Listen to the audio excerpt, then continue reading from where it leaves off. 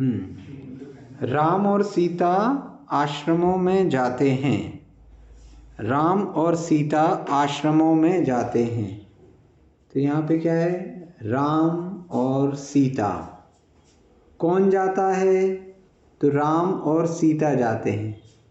कहाँ जाते हैं? आश्रमों में। ठीक है ना? जाते हैं। तो क्रिया हो गई जाना। ठीक है, क्रिया हो गई जाना। और कर्ता कौन हो गया? कौन जा रहा है? तो राम और सीता। राम और सीता कितने पुरुष हो? कौन सा पुरुष हो गया? तो अन्य पुरुष और द्विवचन। अन्य पुरुष का द्विवचन, तो क्रिया क्या लगेगी? अन्य पुरुष का द्विवचन। ठीक है।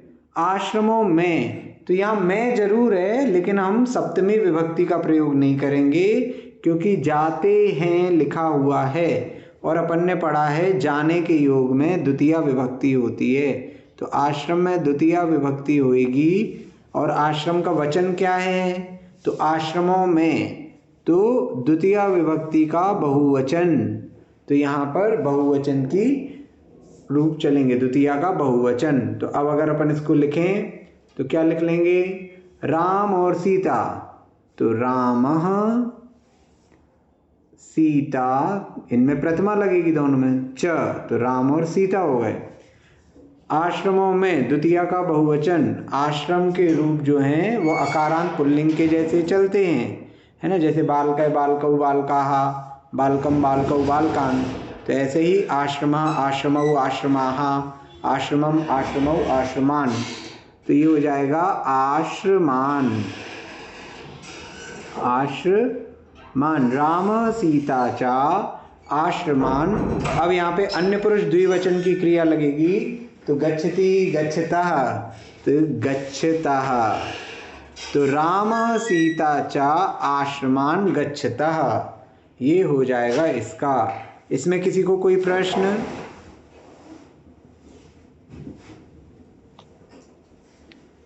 ठीक है, अगला लें। मैं 2 मंदिरों में जाता हूं। मैं 2 मंदिरों में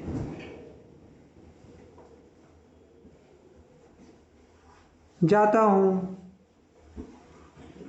तो क्रिया क्या हो गई? क्रिया हो गई जाना।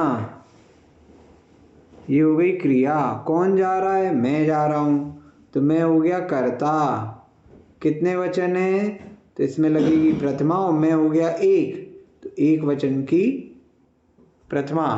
तो क्रिया भी क्या हो जाएगी? उत्तम पुरुष, क्योंकि मैं का बोध हो रहा है, तो उत्तम पुरुष एक वचन। उत्तम पुरुष एक वचन की क्रिया लगेगी यहाँ पे। कहाँ जा रहे हैं? मंदिरों में जा रहे हैं। तो जाने के योग में मंदिर है, तो मंदिर में लग जाएगी द्वितीया। द्वितीया लगेगी। कितने मंदिर हैं? 2 मंदिर हैं, तो द्वितीया का द्विवचन, है ना? द्वितीया का द्विवचन रहेगा यहाँ पर। तो अब इसको अगर अपन करेंगे, तो कर्ता में मैं, तो मैं के लिए हो गया अहम, है ना? उत्तम पुरुष का एक वचन गच्छ का, तो गच्छामि, अहम गच्छामि, अहम गच्छामि। अहम मंदिर के लिए अपन ने ले लिया जिनालय, तो जिनालयौ द्वितीया हो जाएगी। बालकय बालकौ, तो जिनालयः जिनालयौ जिनालयाः। तो अहम जिनालयौ यहाँ पे, लेकिन ये द्वितीया का है, प्रथमा का नहीं है द्विवचन। तो जिनालयः जिनालयौ जिनालयाः, जिनालयम जिनालयौ जिनालयान। तो ये द्वितीया का द्विवचन हो गया। अहम जिनालयौ गच्छामि, मैं 2 मंदिरों में जाता हूँ। इसमें किसी को कोई प्रश्न?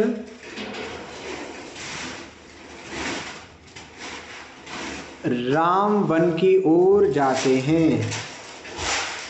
राम वन की ओर जाते हैं। राम वन की ओर जाते हैं। राम वन की ओर जाते हैं, तो क्रिया हो गई जाना। कौन जा रहा? राम जा रहे हैं, तो राम हो गए अन्य पुरुष का एक वचन। क्रिया हो गई अन्य पुरुष की एक वचन की क्रिया, है ना। वन की ओर, तो ओर के लिए हो गया प्रति, है ना। तो प्रति के योग में द्वितीया रहती है, तो यहाँ लगेगी द्वितीया। कितने वन है? एक वन है, तो द्वितीया का एक वचन। तो यहाँ क्या हो जाएगा? रामः। रामः के साथ लग गया गच्छति, है ना। द्वितीया का एक वचन वन में, तो वनम। वनम प्रति गच्छति, की ओर के लिए प्रति। तो रामः वनम प्रति गच्छति। किसी को कोई प्रश्न इसमें?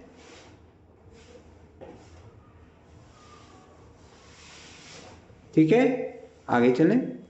मैं घर जाता हूं, तो ये तो सभी को पता है ना, इसमें ज्यादा कुछ है नहीं। मैं घर जाता हूं, अहम घर जाता हूं, तो घर में लग जाएगी द्वितीय, अहम गृहम गच्छामि।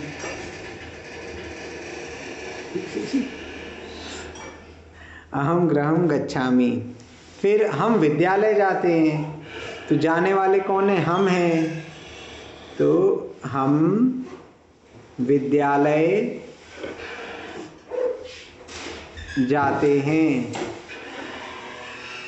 हम विद्यालय जाते हैं, तो हम के लिए हो गया वयम। अब ये उत्तम पुरुष का बहुवचन, तो उत्तम पुरुष की बहुवचन की क्रिया लगेगी, क्योंकि वयम है। तो गच्छामि, गच्छावः, गच्छामः, तो वयम गच्छामः कहाँ? विद्यालय। तो विद्यालय में द्वितीया लग जाएगी, तो विद्यालयम।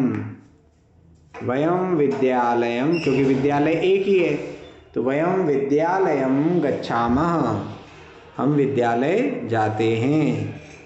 ठीक है, अगला है, क्या कर रहे? सीता पुस्तक पढ़ती है। सीता पुस्तक पढ़ती है, तो अब देखो सीता क्या कर रही है? पुस्तक पढ़ रही है। सीता पुस्तक पढ़ती है, तो पढ़ने की क्रिया किस में हो रही है? पुस्तक में। तो सीता पुस्तक पढ़ती है, ये हो गई क्रिया पढ़ना। कौन पढ़ रहा? सीता पढ़ रही, तो सीता हो गई कर्ता, है ना। सीता एक वचन है अन्य पुरुष के, तो अन्य पुरुष की एक वचन की क्रिया लगेगी यहाँ पे, है ना। अन्य पुरुष की एक वचन की क्रिया हुई, तो अन्य पुरुष की एक वचन की क्रिया क्या हो जाएगी? पठति। पठति, पठता, पठन्ति, तो सीता के साथ पठति, तो सीता पठति। सीता में प्रथमा का एक वचन लगा, सीता, सीते, सीता, लता के जैसे रूप चलेंगे। पुस्तक पढ़ती है, तो पुस्तक में लग जाएगी द्वितीया विभक्ति। और कितनी पुस्तकें? एक, तो एक वचन, तो पुस्तकम। पुस्तक के रूप नपुंसक लिंग में चलेंगे, पुस्तकम, पुस्तके, पुस्तकानि। तो सीता पुस्तकम पठति। हाँ, अभी जाने के अर्थ में द्वितीया विभक्ति लग रही थी। हाँ, अभी सीता पुस्तक पढ़ती है, हाँ, तो ये पुस्तक पढ़ती है, इसमें भी द्वितीय ही लेंगे। हाँ, जिस क्रिया मतलब कर्ता जिसके बहुत समीप है उसमें कर्म लगेगा। पढ़ने के योग में भी मतलब जैसे जिसको पढ़ते हैं ना, तो उसमें द्वितीया लग जाएगी। ऐसे हो जाएगा ना, पुस्तक को पढ़ती है, कर्ता ने कर्म को।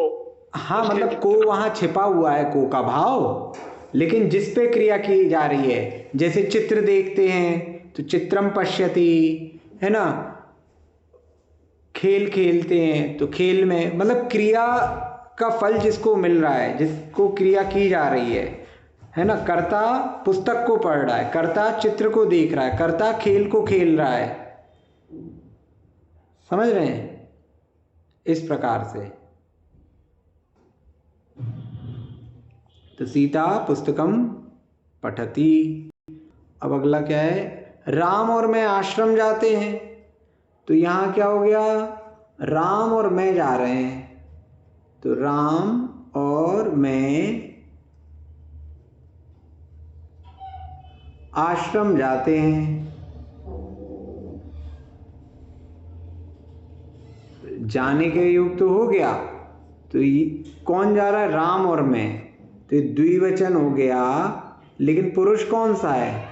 तो राम तो अन्य पुरुष का है, लेकिन मैं उत्तम पुरुष का हूँ, तो मैं उत्तम पुरुष का हूँ, तो यहाँ पर उत्तम पुरुष की लगेगा, तो उत्तम पुरुष की द्विवचन की क्रिया लगेगी, उत्तम पुरुष की द्विवचन की, क्योंकि यहाँ पर मैं है कर्ता में, इसलिए मैं आया है, तो उत्तम पुरुष द्विवचन। ठीक है। आश्रम जाते हैं, तो आश्रम में क्या हो जाएगी? आश्रम में द्वितीया लग जाएगी, क्योंकि जाने के योग में द्वितीया होती है। तो यहाँ क्या हो जाएगा?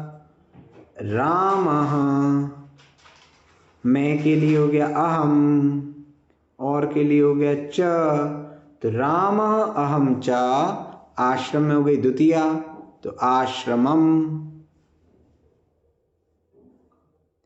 अब उत्तम पुरुष की द्विवचन की क्रिया लगनी है, तो गच्छामि, गच्छावः, तो गच्छावः रहेगा, क्योंकि राम और मैं जा रहे हैं, तो उत्तम पुरुष द्विवचन की क्रिया लगेगी। चाहे राम पहले लिखो, चाहे अहम पहले लिखो, बात एक ही है। ठीक है, ये क्लियर है कि यहाँ पे उत्तम पुरुष का द्विवचन क्यों लिया? क्योंकि कर्ता में दो लोग थे और उन दो में से एक मैं था, इसलिए उत्तम पुरुष का द्विवचन रहेगा। ठीक है, आगे, तुम और सीता भोजनशाला जाती हो, तुम और सीता भोजनशाला, काम हो तो दरवाजे बंद कर देना, जाती हो। तुम और सीता भोजनशाला जाती हो, तो यहाँ पर क्रिया क्या है? जाना। कौन जा रहा है? तुम और सीता जा रही हो, तो ये कितने वचन हो गए? द्विवचन है। पुरुष कौन सा है? तो कर्ता में जो दो लोग हैं उसमें मैं हूँ क्या? तो मैं तो नहीं हूँ, तो उत्तम पुरुष नहीं है। उसमें तुम है क्या? तो हाँ, यहाँ तुम है एक कर्ता, तो ये मध्यम पुरुष का द्विवचन होएगा। ठीक है, तो क्रिया जो लगेगी वो मध्यम पुरुष के द्विवचन की लगेगी, मध्यम पुरुष के द्विवचन की क्रिया लगेगी। भोजनशाला में जाने का योग है, तो द्वितीया का एक वचन, क्योंकि भोजनशाला तो एक ही है, जाने वाले दो लोग हैं लेकिन भोजनशाला तो एक ही है ना। तो यहाँ पर क्या हो जाएगा? तुम के लिए तुम, सीता के लिए सीता, तुम सीता च, तुम और सीता। भोजनशाला में द्वितीया का एक वचन, तो भोजनशाला के रूप चलेंगे लता जैसे, लता लते लताः, लताम लते लताः। तो भोजनशाला भोजनशाले भोजनशालाः, भोजनशालाम भोजनशाले भोजनशालाः। तो भोजनशालाम भोजनशालाम। अब क्रिया में क्या हो जाएगा? तो क्रिया मध्यम पुरुष की द्विवचन की लगानी है, क्योंकि त्वम आया है यहाँ पे और दो लोग हैं, तो मध्यम पुरुष के लिए क्या हो जाएगा? गच्छसि गच्छथः, तो गच्छथः द्विवचन में गच्छथः रहेगा। ठीक है, त्वम सीता च भोजनशालाम गच्छथः। ठीक है, ये हो जाएगा।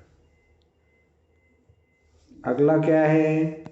तो अगला था, हम सभी पुस्तकें पढ़ते हैं, तो हम सभी पुस्तकें पढ़ते हैं। भैया भोजनशाला में कौन सी विभक्ति लगाई? द्वितीया लगेगी ना, द्वितीया का एक वचन लगाया भोजनशाला में, क्योंकि भोजनशाला जा रहे हैं, जहाँ जाया जाता है वहाँ द्वितीया विभक्ति लगती है, और भोजनशाला एक है तो इसलिए द्वितीया का एक वचन। ठीक है। भोजन हाँ साला को नहीं, देखिए हर जगह अपन को नहीं द्वितीय विभक्ति सोचना हमने है। किस आधार पे कि जहाँ जा रहे हैं इसको जाने के योग में हमेशा द्वितीया लगेगी। यदि आपको ये लिखा मिल जाए कि भोजनशाला में जाती हैं तो भी आपको द्वितीया लगानी है। जैसे अपन ने पहला सेंटेंस पढ़ा था ना, आश्रम में जाता है, तो भी द्वितीया लगानी है। जाने का योग है तो द्वितीया ही लगेगी, भले ही उसके साथ कुछ भी लिखा हो। फिर हमें ये नहीं देखना को लिखा है न लिखा है, जाने का जहां जाया जाता है वहां द्वितीया विभक्ति लगती है नियम से, है ना। जाने की क्रिया है अगर तो ठीक है फिर। ठीक है। हम सभी पुस्तकें पढ़ते हैं, तो पढ़ते हैं ये हो गई क्रिया। कौन पढ़ रहा है? हम सभी पढ़ रहे हैं, तो ये हो गया कर्ता। कर्ता कौन है? हम हैं, तो बहुवचन का कर्ता है। उत्तम पुरुष का है तो क्रिया किसकी हो जाएगी? उत्तम पुरुष बहुवचन की क्रिया होएगी, क्योंकि कर्ता बहुवचन में है और हम हैं कर्ता। और क्या पढ़ रहे? पुस्तकें पढ़ रहे, तो पुस्तकें पढ़ रहे तो पुस्तकों में हो जाएगी द्वितीया। क्रिया किसके ऊपर हो रही है? क्रिया का मतलब किसके ऊपर क्रिया की जा रही है? तो पुस्तकों के ऊपर क्रिया हो रही है, तो पुस्तक हो गए कर्म। ठीक है, तो इसमें लगेगी द्वितीया। और पुस्तकें हैं तो बहुवचन हो जाएगा। ठीक है, बहुवचन। ठीक है, तो हम सभी के लिए हो गया वयम। पढ़ते हैं उत्तम पुरुष बहुवचन, पठामि पठावः पठामः, वयम पठामः। वयम पठामः क्या पढ़ते हैं? पुस्तकें पढ़ते हैं, तो कितनी बहुवचन, द्वितीया का बहुवचन। तो पुस्तक नपुंसक लिंग में चलता है, तो पुस्तकम पुस्तके पुस्तकानि, पुस्तकम पुस्तके पुस्तकानि, तो पुस्तकानि। वयम पुस्तकानि पठामः, ऐसा यहाँ पर प्रथमा का बहुवचन इसमें नहीं, ये द्वितीया का बहुवचन है, क्योंकि नपुंसक में तो प्रथमा द्वितीया एक सी रहती है। ये द्वितीया के बहुवचन से आया है, प्रथमा के बहुवचन से नहीं आया। तो दोनों एक से हैं, वो बात अलग है। नहीं, तो इसमें द्वितीय का बहुवचन क्यों लगाया अपन ने? द्वितीया का बहुवचन इसलिए लगाया कि पढ़ने क्या पढ़ते हैं? पुस्तकें पढ़ते हैं, तो कर्म है यहाँ पर। अपन ने उस दिन पढ़ा था कि जिसके ऊपर क्रिया हो रही है, पढ़ किसको रहे हो? तो वो कर्म है। देख किसको रहे हो? चित्र देख रहे हैं, तो चित्र को देखने की क्रिया किसके ऊपर हो रही है? चित्र के ऊपर हो रही है, तो वो कर्म है, अर्थात द्वितीया लगेगी वहां पे। क्रिया जिसके ऊपर होगी। आपने इस संडे को पढ़ाया था भैया जी? नहीं, सैटरडे को। सैटरडे को, क्योंकि आपने एक जो क्लास नहीं डाली है ना, और उस दिन मैंने क्लास अटेंड भी नहीं की थी। नहीं, वो तो संडे की मुझे ये चीज़ रिवीजन की समझ थी। नहीं है। संडे की रिवीजन की नहीं डली है, उसकी रिकॉर्डिंग नहीं की थी। बाकी सैटरडे को हुआ था ये। देखो फिर से अपन एक बार डिस्कस कर लेते हैं कि हाँ, मुझे द्वितीय विभक्ति का बिल्कुल समझ ही नहीं आ रहा। देखो अभी द्वितीया के नियम चल रहे। एक नियम तो अपन ने पढ़ लिया, जब भी जाने की क्रिया है ना, जाने संबंधी क्रिया है, तो जहां जाओगे वहां द्वितीया लगनी है। ठीक है, जहां भी जाएंगे। फिर वचन अपन हिसाब से देख लेंगे, एक वचन है, द्विवचन, बहुवचन, लेकिन द्वितीया विभक्ति लगेगी जाने के योग में। जब भी जाया जाएगा कहीं तो द्वितीया विभक्ति लगनी है। ठीक है, क्रिया किस पर हो रही है?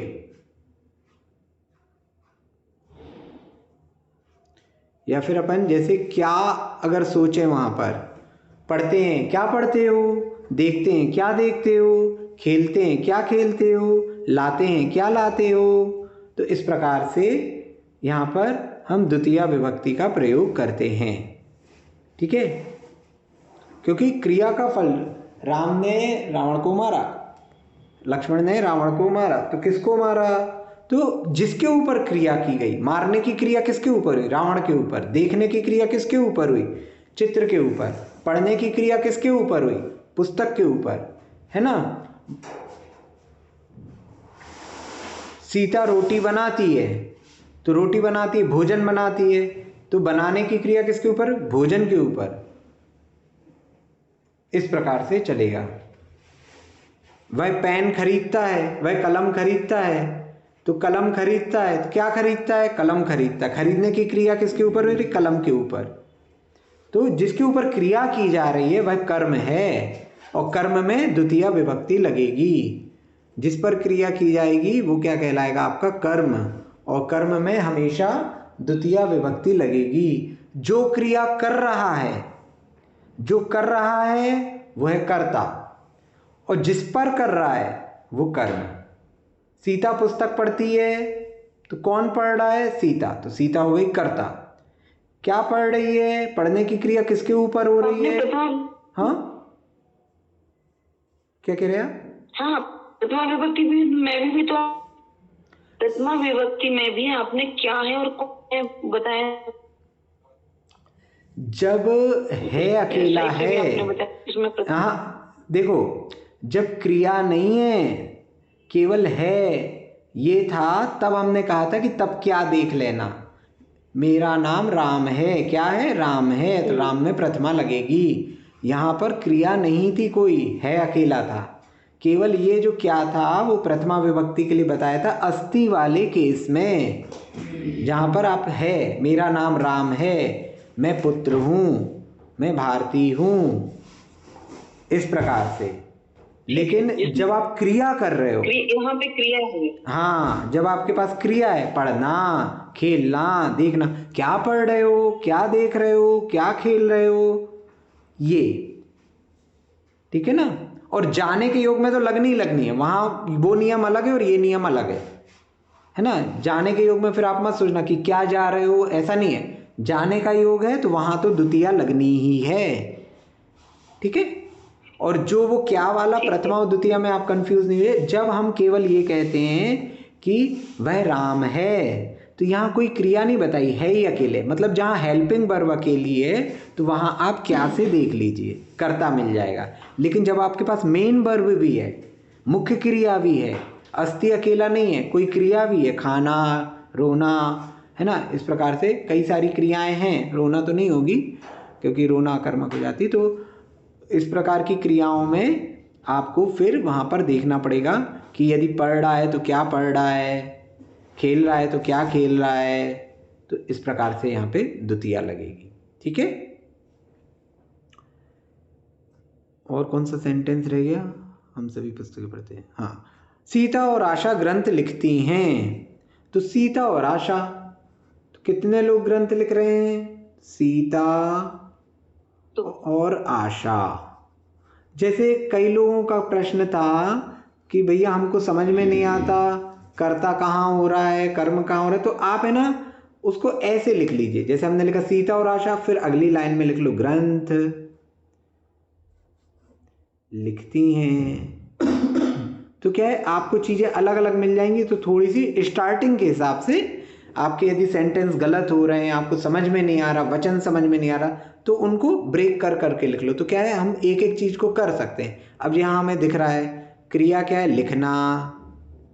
कौन लिख रहा? सीता और आशा लिख रही। क्या लिख रही? ग्रंथ लिख रही।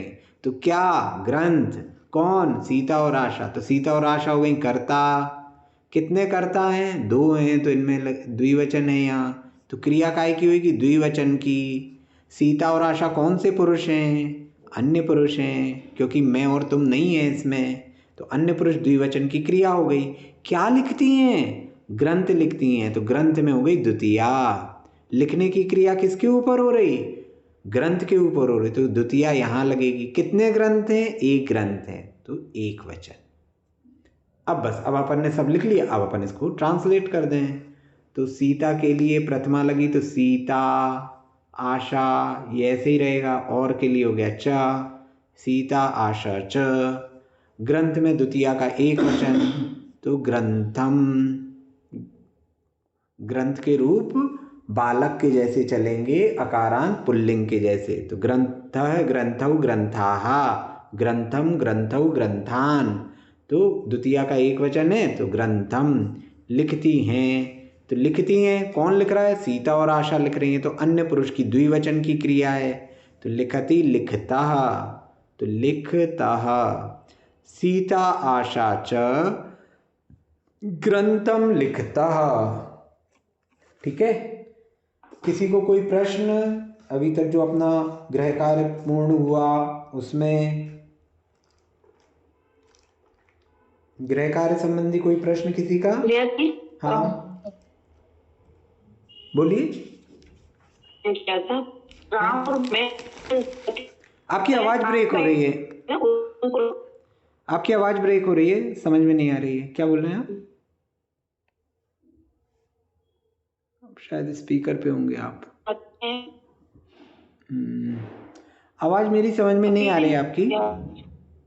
आप व्हाट्सएप कर दीजिएगा प्रश्न, है ना, तो उसमें समझ में आ जाएगा, ठीक है ना।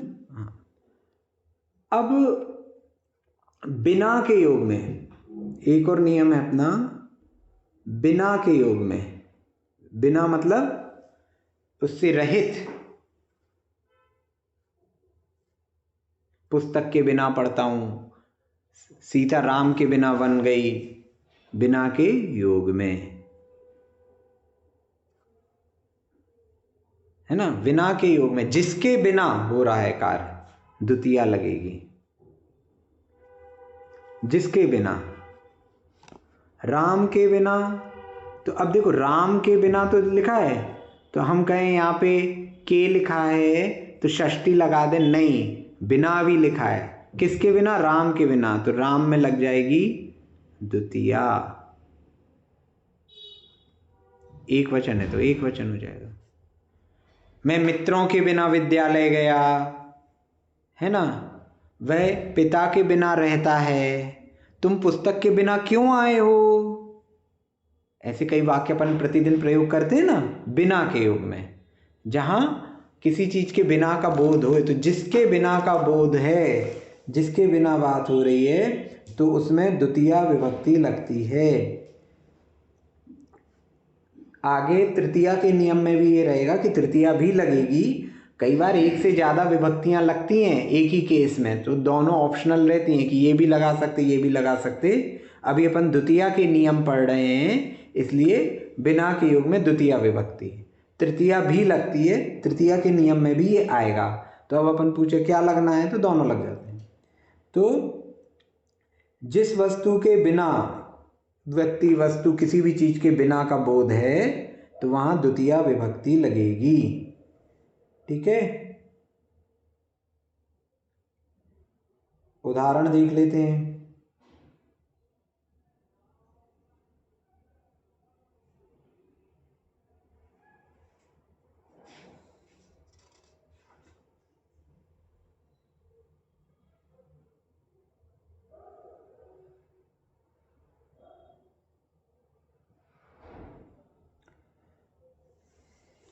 श्रम के बिना सिद्धि नहीं है, श्रम के बिना, तो श्रमम बिना, इसका अर्थ क्या हो गया? श्रम के बिना।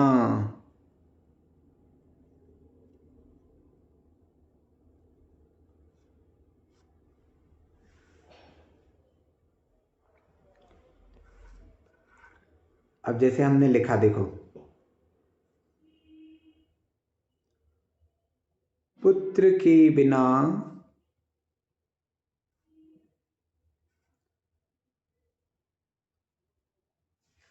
सुख नहीं है।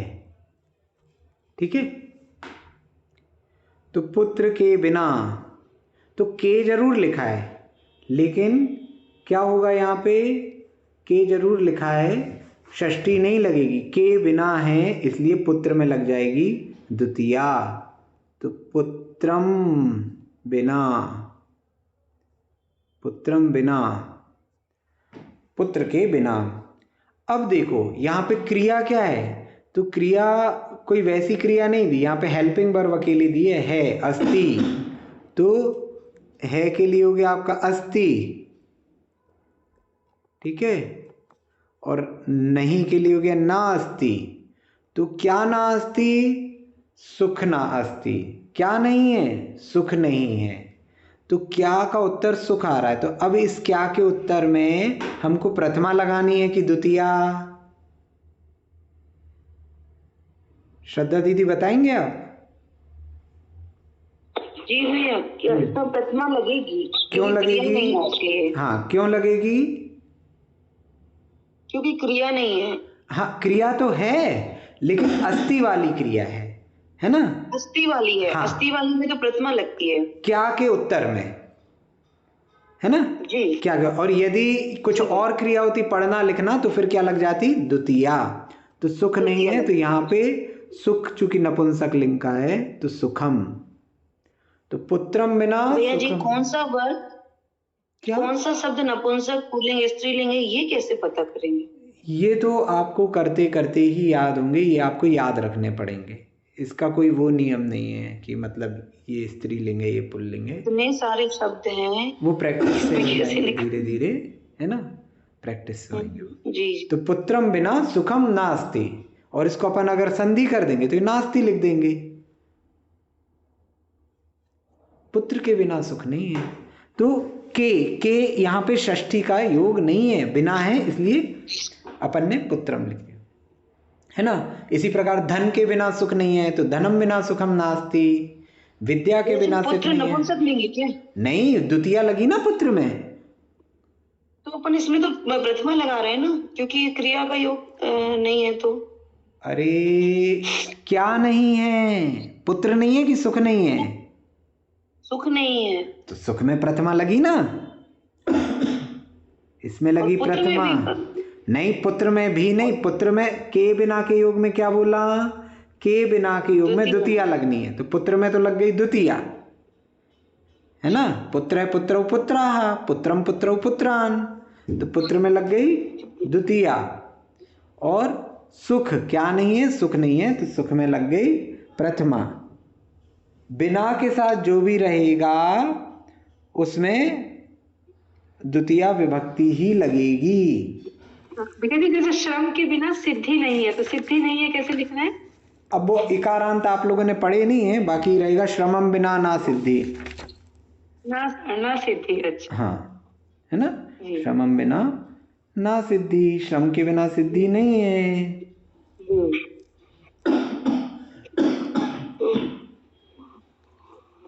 ठीक है। और मतलब इसमें अस्थि नहीं लगाया, अस्थि नहीं लगाया। नहीं, अस्थि देखिए, अस्थि ऑप्शनल है। अस्थि आप लिखो तो भी ठीक है, नहीं लिखो तो भी ठीक है। मतलब वो अपने आप में अपना अर्थ ले आता है। यदि अपन ने कह दिया पुत्रम बिना सुखम ना, तो उसका अर्थ भी पुत्र के बिना सुख नहीं है, अपने आप आ जाता है।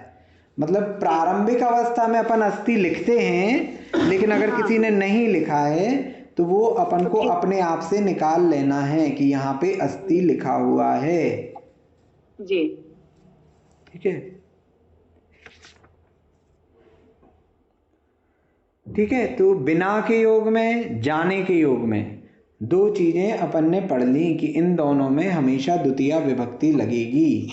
ठीक है। अब तीसरा नियम, द्वितीया विभक्ति के लिए ही चल रहे हैं अभी नियम। ठीक है, द्वितीया विभक्ति कहाँ कहाँ लगेगी उसी में नियम चल रहे हैं। प्रति के योग में भी अपन ने पढ़ लिया की ओर जाता है, वन की ओर जाता है, वनम प्रति गच्छति, है ना? तो ये हो गया। अब इसके बाद और द्वितीया विभक्ति कहाँ लगेगी? तो और द्वितीया विभक्ति लगेगी अपनी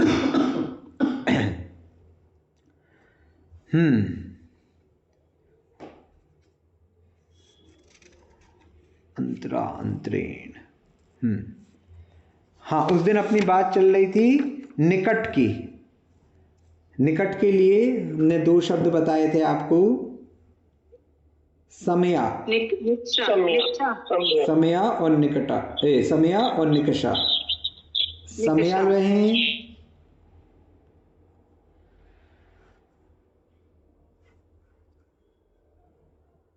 समया, है ना?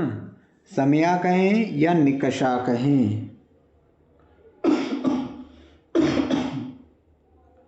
इन दोनों का अर्थ होता है पास, निकट।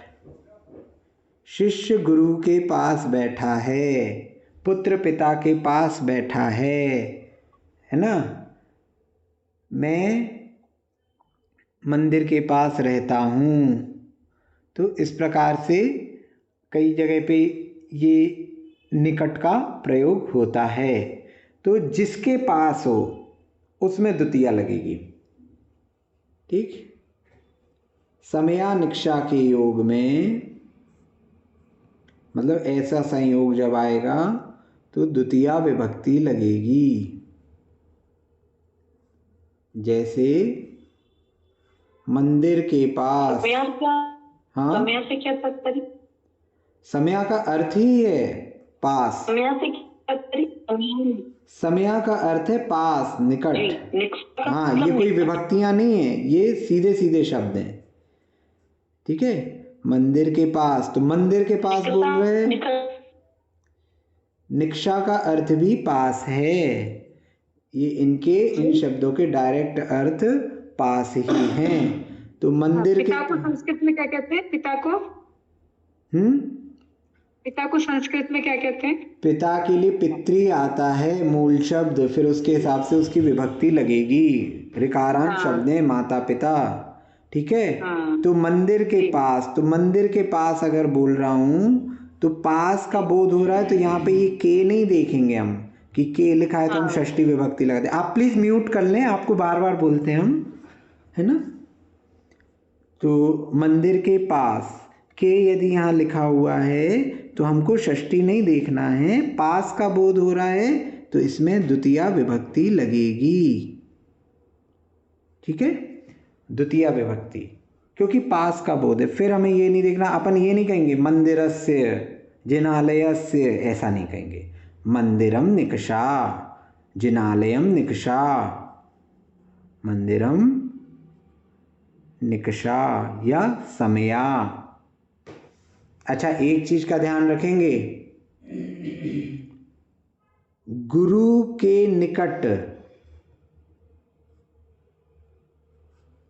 शिष्य बैठता है,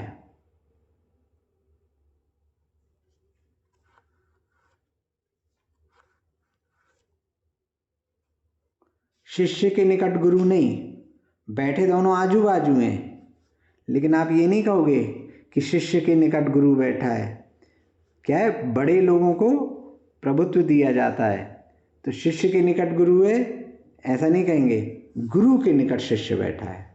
मतलब सेंटेंस तो आप दोनों बना सकते हो, लेकिन क्या है कि जहाँ हमें बहुमान देना होता है तो वहाँ बहुमान देने में जो बड़े हैं उनके पास बोला जाता है। हम माता पिता के साथ रहते हैं, माता पिता के पास रहते हैं, है ना। गुरु के निकट शिष्य बैठा है। ठीक है, तो निकट का योग जहाँ भी होगा वहाँ पर आपको, आपसे पूछा कहाँ रहते हो, तो मैं मंदिर के पास रहता हूँ, है ना, राम के घर के पास रहता हूँ, भवन के पास रहता हूँ, विद्यालय के पास रहता हूँ। तो इस प्रकार से अपन कई जगह पे के पास का उपयोग कर सकते हैं। तो जब भी इस प्रकार से निकषा या समया शब्दों का प्रयोग होता है तो आपको द्वितीया विभक्ति का प्रयोग करना है। ठीक है, अब ये निकटा। भैया जी, हाँ, गुरु के निकट शिष्य का फिर क्या बनेगा? अभी अपन ने उकारांत पढ़े नहीं है, बाकी यहाँ पे हो जाएगा गुरुम। गुरु में द्वितीया लग जाएगी, द्वितीया का एक वचन, और निकषा, गुरु के निकट शिष्य है, तो शिष्य है कौन है, शिष्य है, तो गुरुम निकषा शिष्य अस्ति।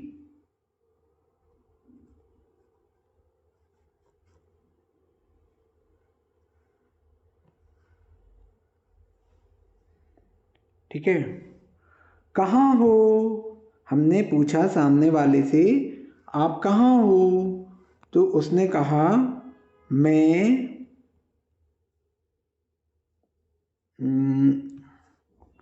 जिनालय के पास हूँ, मैं जिनालय के पास हूँ। तो के पास हूँ, तो ये तो हो गया निकषा। निक्षा के योग में द्वितीया। तो कहाँ किसके पास हो? जिनालय के पास हो। तो जिनालय के पास, पास किस में आ रहा है? जिनालय में। तो जिनालय में लगेगी द्वितीया का एक वचन, क्योंकि एक जिनालय। ठीक है। कर्ता कौन हो गया? अहम, है ना। अहम हूं, तो अस्मि, अहम अस्मि। निक्षा जिनालय में द्वितीया का ही कर, तो अहम जिनालयम, अहम जिनालयम निक्षा अस्मि। मैं जिनालय के पास हूं। आपसे किसी ने पूछा फोन पे, कहाँ खड़े हो, कहाँ हो? तो मैं जिनालय के पास में हूं। अहम जिनालयम निक्षा अस्मि।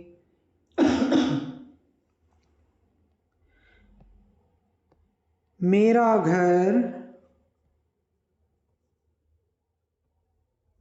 विद्यालय के पास है।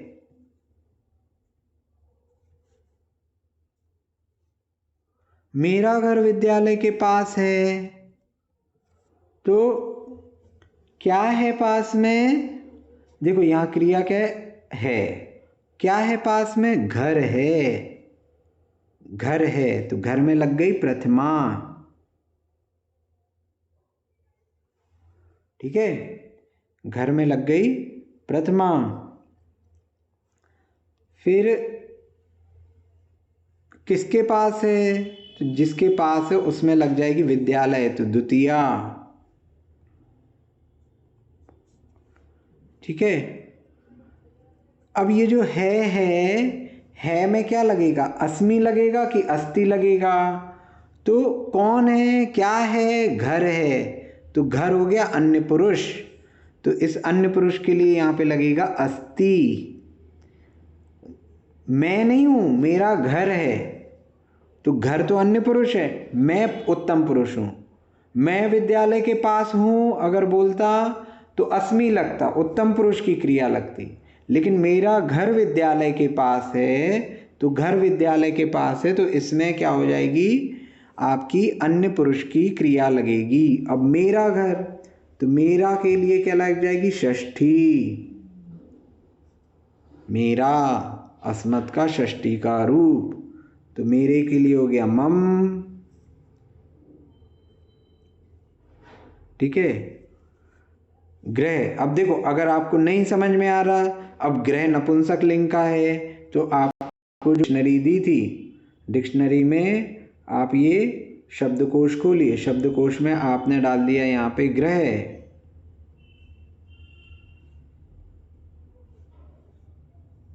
ग्रह, ये ग्रह आ गया। अब देख लो ग्रह कौन से लिंग का है, पुल्लिंग है कि नपुंसक लिंग है।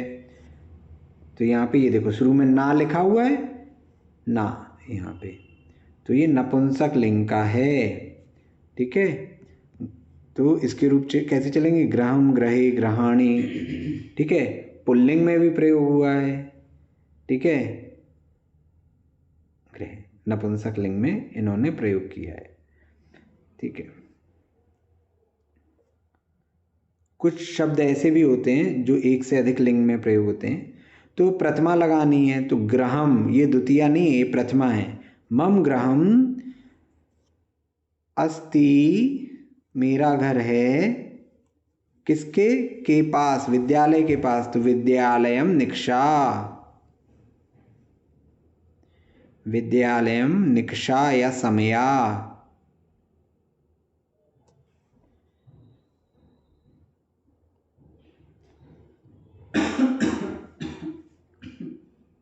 ठीक है।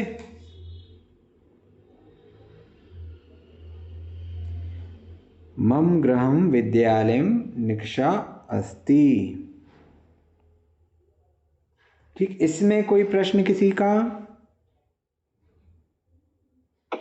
भैया जी, जैसे मतलब मेरा कोई भी चीज हुआ तो वो अन्य पुरुष में ही आएगा, मतलब मेरी माता, मेरे पिता, या फिर मेरा दोस्त, मेरा घर परिवार, व्हाटएवर। तो आप सोचो ना, जो भी आप बता रही हो मेरा घर, उसमें मैं हूं क्या? नहीं है। तुम है क्या? नहीं है। तो मैं और तुम नहीं है, तो अन्य पुरुष।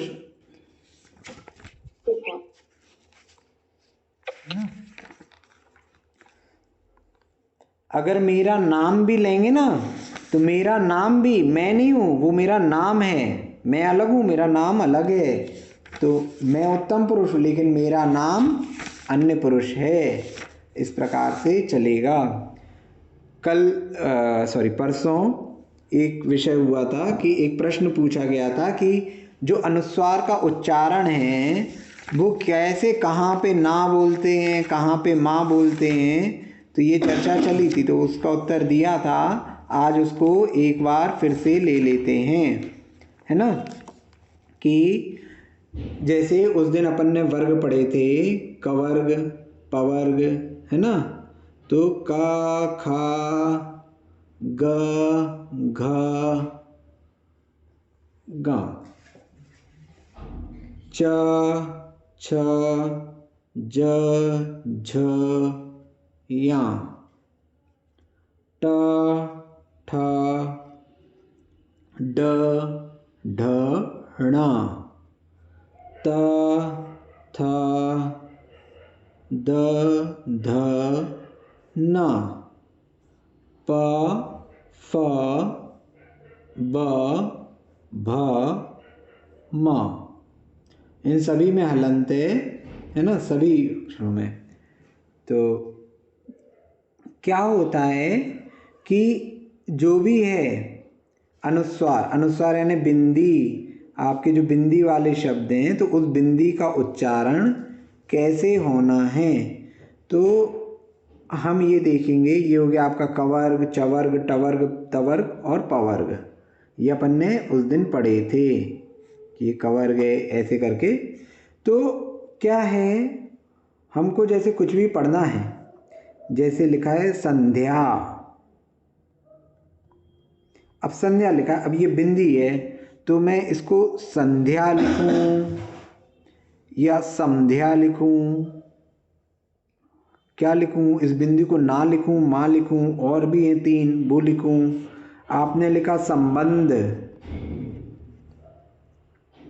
संबंध, संबंध, तो यहाँ पे आपने सा के बाद एक बिंदी को तो माँ ले लिया और दूसरी बिंदी को ना ले लिया, ऐसे किया ना। ये पहली वाली बिंदी आपकी माँ बन गई और दूसरी वाली आपने इसको ना के रूप में ले लिया।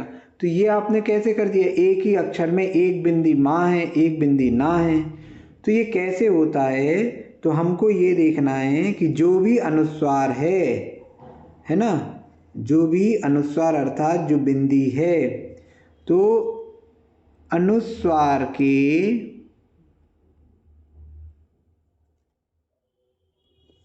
बाद का व्यंजन, अनुस्वार के बाद का व्यंजन, तो ये बिंदी है, बिंदी के बाद क्या है, धा, ठीक है। तो धा कहाँ है, यहाँ धा ये लिखा है, ठीक है ना। तो उसका व्यंजन वो जिस वर्ग का है, के वर्ग का अंतिम वर्ण, किस वर्ग का है, ये तवर्ग का है, तो इसका अंतिम वर्ण, अंतिम क्या है, ना, तो इसीलिए यहाँ पे इस बिंदी को कैसे उच्चारित किया, ना, क्योंकि बिंदी के बाद धा है। इसी तरह हम संबंध में देखें तो इस बिंदी के बाद क्या लिखा हुआ है, बा, बा कहाँ है, बा ये है। तो बा वर्ग जो है जिस किस वर्ग में है, पवर्ग में है, तो इसका अंतिम वर्ण क्या है, माँ, तो ये वाली बिंदी क्या बन गई, माँ। बा के ऊपर जो बिंदी है, इस बिंदी के बाद क्या है, धा, धा, तो धा के लिए हो गया ना, जैसे संध्या में हुआ था। तो इस तरह से ये संबंध बना। एक और उदाहरण देख लेते हैं, जैसे हमने लिखा अंक, अंक, तो ये बिंदी के बाद क्या है, का है, का ये है। इस वर्ग का अंतिम अक्षर क्या है, गा, तो आ, ग, क, ऐसे लिखेंगे अंक। संयम,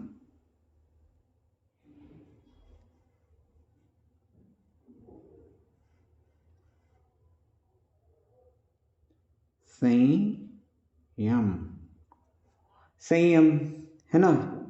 या इनके बता रहे यार अलावा और श हा के। पहले आपको ये समझ में आया ये जितने भी शब्द लिखे इनका कैसे बना? भैया ये नियम प्राकृत में भी आता है, आज ही मैंने पढ़ा। हाँ ये तो रहेगा, है ना। भाई अंक वाला ला क्यों लिया, ना क्यों, ना नहीं ले सकते क्या उसमें? क्या है, अनुस्वार के पीछे क्या था? का था, तो हाँ। का ये आया, है ना। हाँ, अब हाँ। का के बाद अंतिम क्या है? गा है, अंक। हड़ा लेंगे तो फिर क्या लिखो? अणंक। ठीक है भैया, है ना। झंडा, झंडा लिखा तो यहाँ क्या है? बिंदी के बाद डा, डा ये आया तो इसका पांचवा क्या है? णा, तो झंडा, झंडा। तो आप जैसे भक्तामर जी पढ़ते, कुछ भी पढ़ते हैं, कोई भी स्तोत्र आदि पढ़ते हो, कई लोगों का रहता है, कई लोग सोचते हैं हर जगह माँ का उच्चारण करना है, कई लोग सोचते हैं हर जगह ना का उच्चारण करना है। तो नहीं, आपके जो अनुस्वार है उसके पीछे क्या लिखा हुआ है उसके हिसाब से आप उच्चारण करेंगे, है ना। अब हमने कहा मंत्र, मंत्र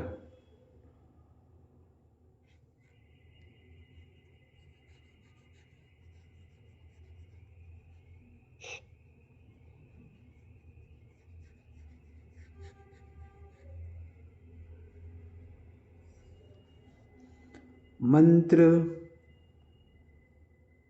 ठीक है।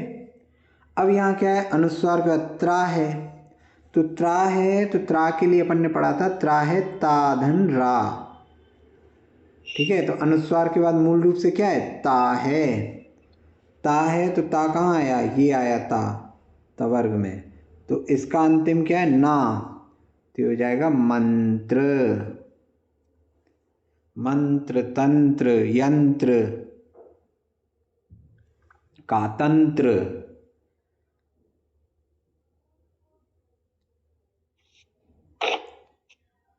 भैया जी संयम का कैसे बनेगा? उसका बता रहा, पहले ये वाले हो गए, इसमें कुछ कंफ्यूजन हो किसी को तो पूछ ले। भैया जी जैसे अभी तो बीच में लगाया हमने, जैसे उसके बाद में कोई ना कोई व्यंजन था, जैसे कि आखिरी अक्षर के ऊपर अनुस्वार आए तो आखिरी अक्षर के ऊपर तो उसमें फिर उसका सामान्य से तो माँ ही उच्चारण होता है ना। यदि उसके बाद कुछ लिखा हुआ है तो फिर उस हिसाब, यदि चरण पूर्ण नहीं हुआ तो उसके हिसाब से होगा, नहीं तो माँ के हिसाब से उसका उच्चारण हो जाता है। धनम, जैसे विभक्तियों में जितने भी हैं आपके, तो वहाँ कहीं भी ना नहीं है, जहाँ ना है बालकान तो वहाँ अलग से दिया है। बाकी अहम, वयम, त्वम। अच्छा एक चीज हम पूछना चाहते हैं कि यदि अनुस्वार के बाद स्वर आ गया तो क्या करेंगे? हमने तो व्यंजन का नियम बताया है, फिर उसका उच्चारण कैसे होगा?